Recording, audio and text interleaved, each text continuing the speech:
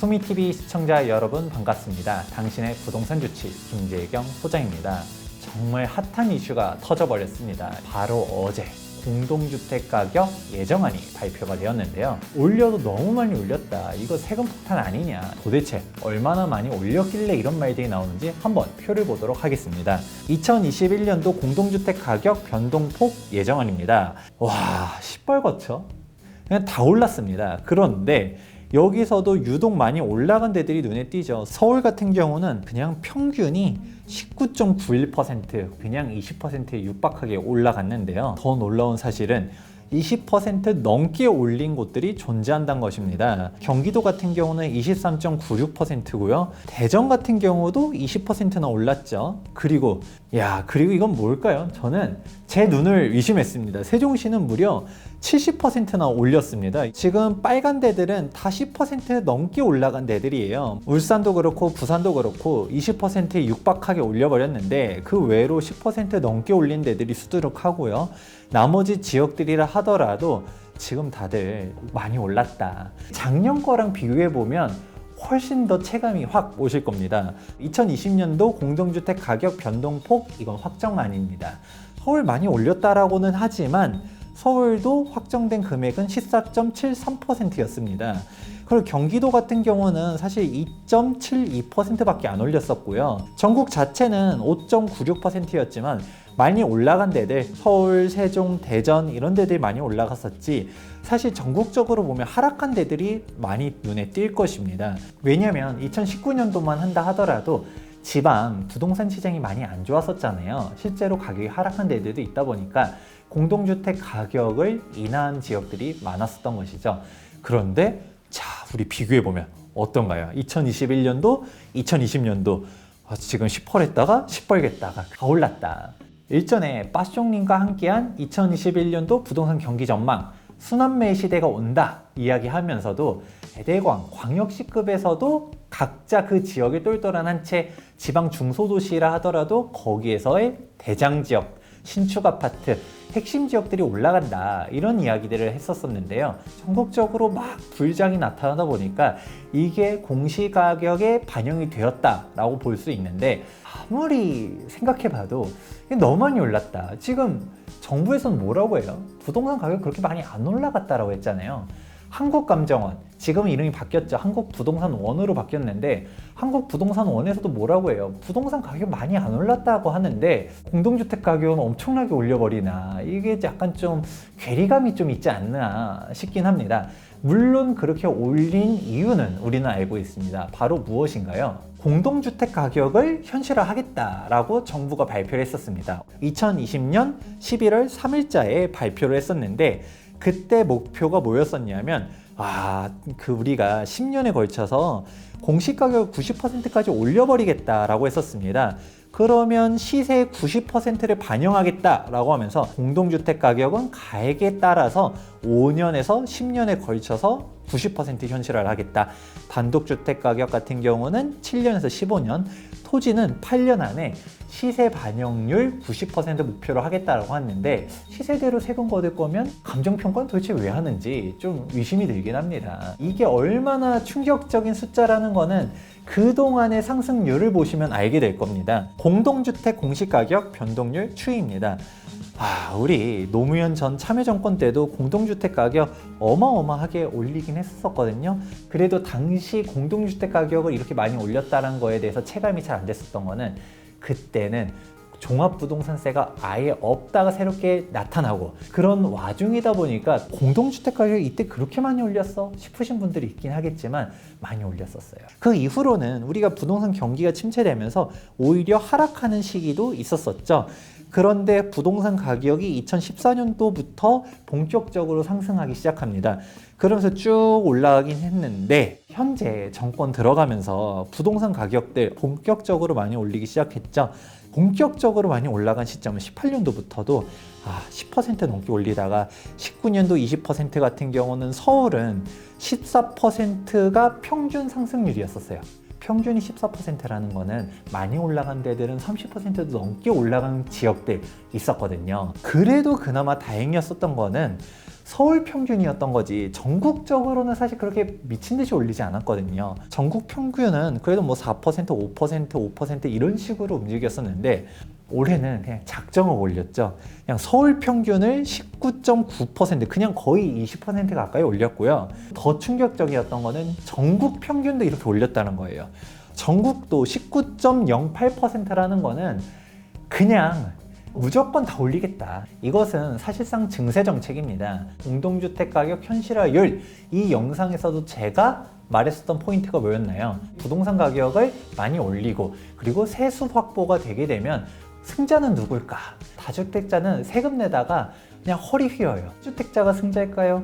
1주택자를 하더라도 그냥 내가 무주택자인 것보다 나은 거지. 상대적 박탈감도 많이 느끼고 내가 상급지 올라가려 했더니 상급지는 더 많이 올라가고 뭐 그냥 그래요. 쏘쏘합니다. 무주택자는 요즘 벼락거지라는 키워드도 나타나고 있잖아요. 승자가 없어요. 다 패자들끼리 있는데 그 와중에 승자가 누굴까 생각해보라는 이야기 했었는데 많이 올릴 거란 생각은 했지만 진짜 이렇게 많이 올렸다라는 거는 그냥 수치상으로만 보더라도 그냥 말이 안 나옵니다. 공시가격 현실화를 하겠다라고 하면서 당근은 좀 주겠다.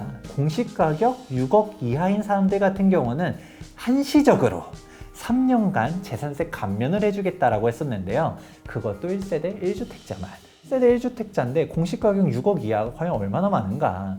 그리고 지금 당장은 공시가 6억 이하라 하더라도 공동주택 가격 이렇게 매년 미친 듯이 올려버리면 당장 올해는 한 번은 좀 감면 받았는데 내년은 감면 대상이 안 되고 그러겠죠. 아파트 중위가격을 보시면 좋을 것 같습니다.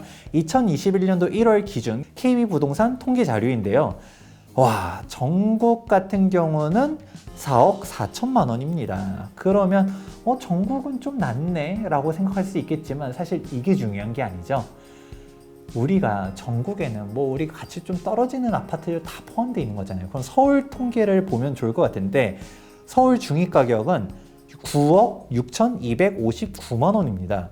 근데 서울 같은 경우는 정말 비싼 아파트, 정말 싼 아파트도 다 혼재돼 있잖아요. 보편적인 서울 거주자들의 가격을 알려면 강북 중위가격을 봐야 되는데 야 이거 뭐 거의 8억 4천만 원에 육박합니다. 1세대 1주택자인데 공시가격 6억 이하만 감면이다? 이거 감면 대상이 누가 있을까요? 경기도도 요즘 집값이 얼만데 그걸 감면된다 하더라도 뭐 해봤자 그냥 뭐 10만 원, 20만 원 깎아주는 뭐 이런 정책 가지고서 이게 뭐 얼마나 혜택이 있는가. 그리고 이 혜택도 한시적이라는 거. 이번 정부 발표안도 보게 되면 그 생색을 좀 많이 확대해서 발표한 부분들도 있다 보니까 재산세라든지 종부세 대박 터진다라는 사실들 잘 유의해 주시기 바랍니다.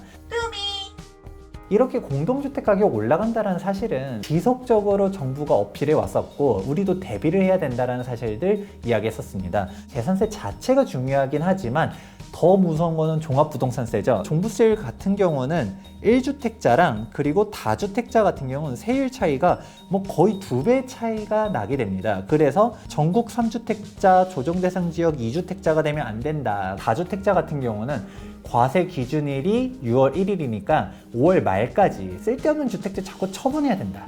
똘똘한 채로 가야 된다. 그래서 양극화가 나타난다. 계속적으로 강조해드리지 않았습니까? 그런데 1주택자라 하더라도 지금 고가주택 소유자들 같은 경우는 너무 힘들잖아요. 1주택자는 공동명의가 유리하다. 1세대 1주택자는 9억 공제를 하더라도 이걸 부부 공동명의를 해놨다라고 하면 6억 공제, 총 12억 공제가 되게 되고요. 그리고 과표 자체도 쪼개지기 때문에 인별로는 우리가 과표 쪼개지는 거 종부세 부담이 낮아진다. 그리고 다주택자라고 하면 공동명의로 가지고 있으면 안 된다라고 했었어요. A주택도 부부가 공동명의, B주택도 부부가 공동명의라고 하면 똑같이 공제는 6억, 6억, 6억, 6억 이렇게 있다 하더라도 과표가 똑같아도 세율이 달라진다는 것이죠. 그래서 가능하면 1인 1주택을 맞춰야 된다는 이야기도 해드렸었습니다. 이 내용에 대한 자세한 사항은 종합부동산세 핵심 정리 일전의 영상 참고해 보시면 좋을 것 같고요. 재산세를 미친 듯이 올려버리면 재개발은 더더욱 반사이익을 얻겠다 생각해 볼 수가 있어요. 왜냐하면 재개발 자체가 공시가격이 워낙 낮거든요. 대표적으로 우리가 한남 뉴타운이다 매매 금액 한 20억씩 한다 하더라도 공동주택 가격은 8억밖에 안 하고요. 우리가 노량진 뉴타운이다 매매금액 12억이라 하더라도 공시가격은 3억, 동대문구 이문희경 뉴타운 매매금액 8억일 때 공시가격 2억, 상기 뉴타운 매매금액 5억에 공시가격은 1억, 광명 뉴타운도 매매금액 6억 한다 하더라도 공시가격은 1억 5천밖에 안 합니다. 다주택자 돼가지고 세금 폭탄도 무섭지만 내가 재산세도 사실 만만치 않거든요. 자녀한테 하나 해줄 때 아파트 사주면 너무 힘들잖아요. 그러면 재개발 지역 하나 사줘가지고 재산세 이거 몇십만 원 나오지도 않거든요. 그리고 재개발 지역도 공시가격 계속 올라가는 거 아니에요? 라고 반문할 수도 있어요. 올라가도 많이 올라가지도 않고요. 그리고 올라간다라고 하면 재개발 지역 입장에서는 훨씬 이건 호재죠. 왜냐? 내 감정평가 금액도 계속적으로 높아질 것이고, 그리고 레미안 원베일리 사례를 소개했었던 것처럼 이렇게 공시지가라든지 공동주택 가격이라든지 개별주택 가격이라든지 계속 올라가게 되면 아무리 분양가 상한제를 적용하려 한다 하더라도 아니 지금 기본적인 땅값이 얼마고 너네들이 재산세를 걷는 기준들이 얼만데 땅값 이렇게 너네 멋대로 후려칠 수 있어? 공시가격보다도 땅값을 낮게 평가한다는 거는 그럼 너네 애초에 세금을 걷는 거 자체가 잘못된 거잖아 라고 우리가 반박을 할 수 있겠죠. 재개발로서는 호재다라는 생각도 해보실 수가 있을 것 같습니다. 마지막으로 재개발 같은 경우는 우리가 또 멸실된 부분들 같은 경우는 또 재산세를 피할 수 있는 부분들이 있지 않습니까? 주택이 멸실됐다라고 하면 당장 재산세가 주택분이 안 나오고 토지분 재산세만 나타나게 되고요. 종부세 주택수 자체에 들어가지 않다 보니까 재개발 투자가 이렇게 공동주택 가격이 많이 올라가는 시점에서는 그냥 꽃길만 걸을 수가 있겠구나 라고 생각해 볼 수 있겠죠. 그러면 이번 공동주택 가격 인상에 대해서 한번 정리해 보도록 하겠습니다. 공동주택 가격 정말 미친 듯이 많이 올렸어요. 세금 이거 더 걷는 정책이다. 단순히 우리가 비판만 해야 될까요? 각자 도생해야 되는 거거든요. 쓸데없는 주택들은 정리하고 똘똘한 한 채로 가야 된다. 다주택자가 아니라 종부세를 피할 수 있도록 1인 1주택으로 가야 된다가 첫 번째, 신주 투자를 하려 했었을 때 이런 종부세라든지 재산세 부담에서 벗어날 수 있는 재개발 지역이 앞으로도 더 핫하겠구나를 두 번째로 알아두면 좋을 것 같습니다. 이렇게 2021년 공동주택 가격 인상 이슈에 대해서 이야기해 보았는데요. 각자 도생 이 말의 의미를 한번 생각해 보시길 바랍니다.